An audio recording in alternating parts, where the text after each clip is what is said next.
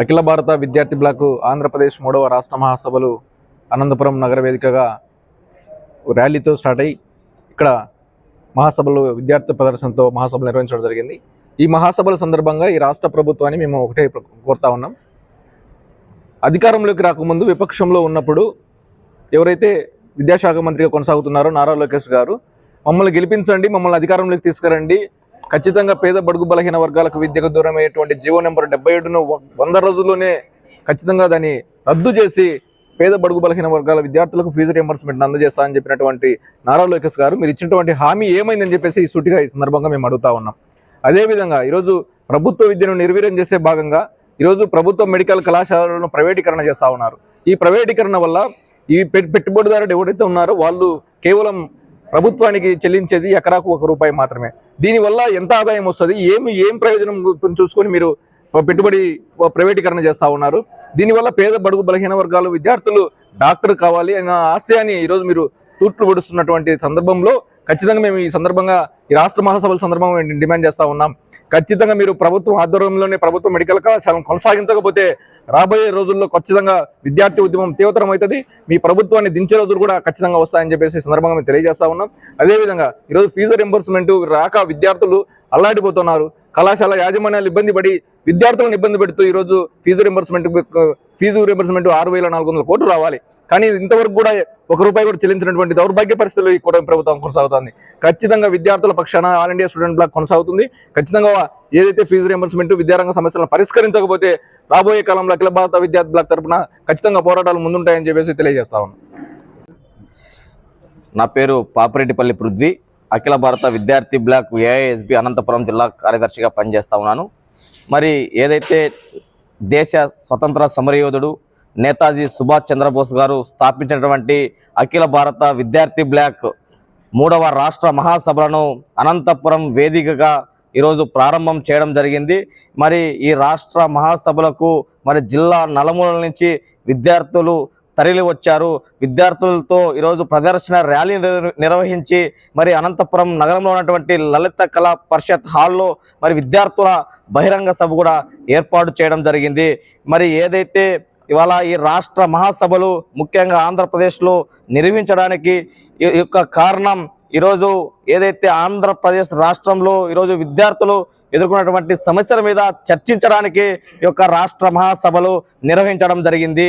మరి ఈ రాష్ట్రంలో ఈరోజు విద్యార్థులు అనేక సమస్యలతో కొట్టుమిట్టాడుతూ ఉన్నారు. ఈ సమస్యల అన్నిటికీ ఈరోజు కార్యనిబోధన నిర్వహించి ఉద్యమ బాట పట్టడానికే ఈ యొక్క all India student black AISB రాష్ట్ర మహాసభలు నిర్వహించబోతా ఉన్నాం. మరి రాష్ట్రంలో అనేక సమస్యలతో ఈరోజు విద్యార్థులు ఇబ్బందులు పడతా ఉంటే ఈ రాష్ట్ర ప్రభుత్వం మాత్రం ఈరోజు విద్యార్థి సమస్యలని పక్కకు నెట్టేసి ఈరోజు వాళ్ళ స్వార్థ రాజకీయాలు చేసుకుంటూ ఈరోజు పరిపాలన కొనసాగిస్తూ ఉన్నారు.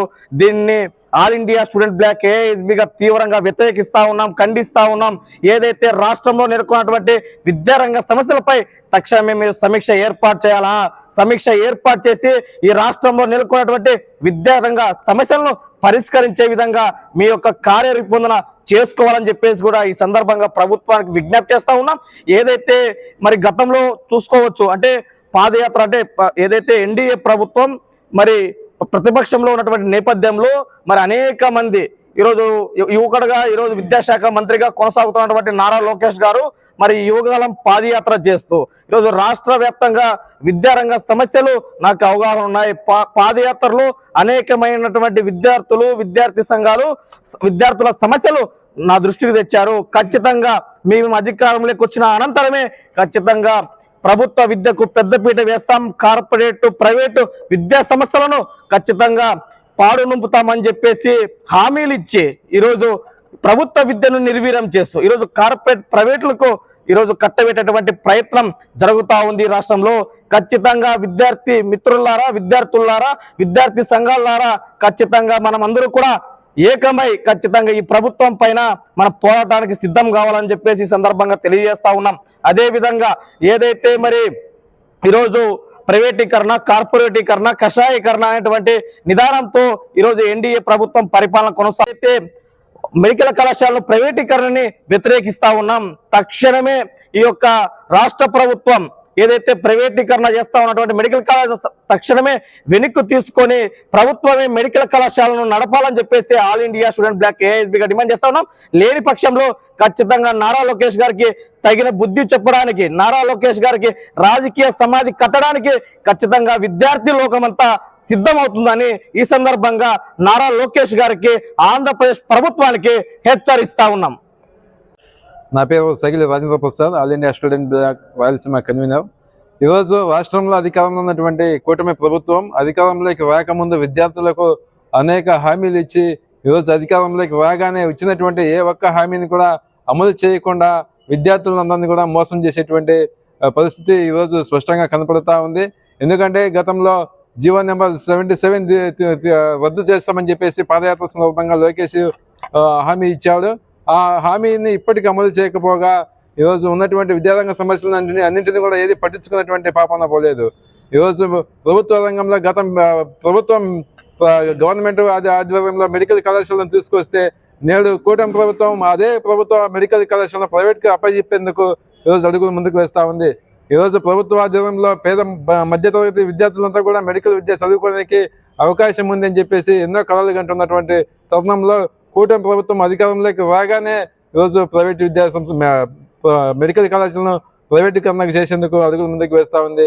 దీన్ని తీవ్రంగా ఆల్ ఇండియా స్టూడెంట్ బ్లాక్గా మేము వ్యతిరేకిస్తూ ఉన్నాం. అంతేకాదు ఈరోజు దాదాపు 6,400 కోట్ల రూపాయలు ఫీజు రీయింబర్స్మెంట్ నిధులు కూడా బకాయిలు ఉన్నాయి. వీటిని కూడా ఇప్పటికీ రాష్ట్ర ప్రభుత్వం విడుదల చేయలేదు. ఈరోజు కోర్సులు అయిపోయి సర్టిఫికెట్ల కోసం విద్యాసంస్థలకు వెళితే సర్టిఫికెట్లు ఇవ్వనటువంటి పరిస్థితి ఉంది. కాబట్టి ఇప్పటికైనా ఈ ప్రభుత్వం ఆలోచించాలి, విద్యారంగ సమస్యలు పరిష్కరించాలి. లేని పక్షంలో రాబో రోజుల్లో విద్యార్థులను అందరినీ ఏకం చేసి ప్రభుత్వానికి వ్యతిరేకంగా భవిష్యత్తులో పోరాటాలు చేస్తామని చెప్పేసి సందర్భంగా రాష్ట్ర ప్రభుత్వం హెచ్చరిస్తా ఉన్నాం.